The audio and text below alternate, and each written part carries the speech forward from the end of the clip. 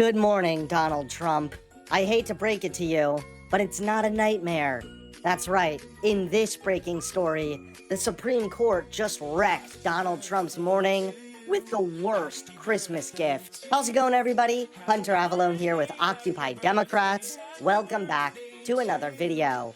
Don't forget to click that subscribe button if you're desperate for Donald Trump to be gone from the White House. And one thing's for certain about desperation, Donald Trump is desperate for love. And this largely explains his unhinged behavior. He is constantly trying to fill a void that cannot be filled. And the reason is actually pretty simple. Even though Donald was the preferred child of my grandfather, and by preferred, I mean most useful to him in advancing his own agenda, my grandfather and my grandmother rendered Donald unlovable. The thing he most desperately wants in his life is to be loved. He never has been sufficiently. He never will be. That is an impossible thing for him to achieve.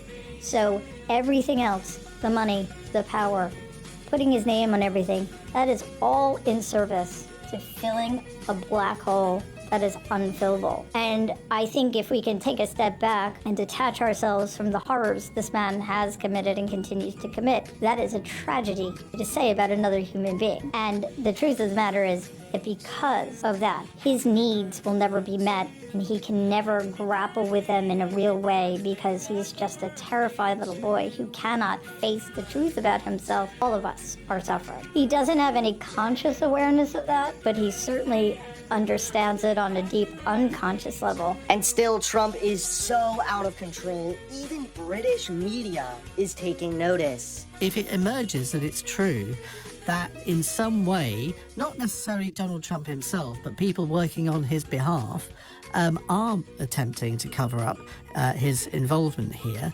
I mean, what are the possible consequences of that? Yeah, I mean, I think it's an interesting debate. I think the Epstein files are probably the most Nixonian case in the Trump presidency, and that's unusual because actually, in almost every other issue, Trump is just very open and blatant about everything he does. So, for example, he will accept a $400 million jet from Qatar. It's the kind of thing that a past president would maybe have tried to conceal that, and a journalist would have spent a year digging away, and it would have gone on a front page, and it would have been seen as a big scandal, whereas Trump is just very brazen and open, and somehow that seems to often reduce the scandalous impact, and that's why the Epstein files have been striking.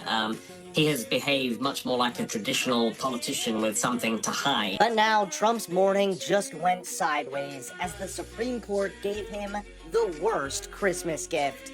Take a look at this. The Supreme Court just handed Donald Trump a brutal Christmas gift, and it is not the one he wanted. In a major setback, the court refused to let Trump deploy National Guard troops into the Chicago area as part of his immigration crackdown, keeping a lower court order in place that blocks the move entirely for now.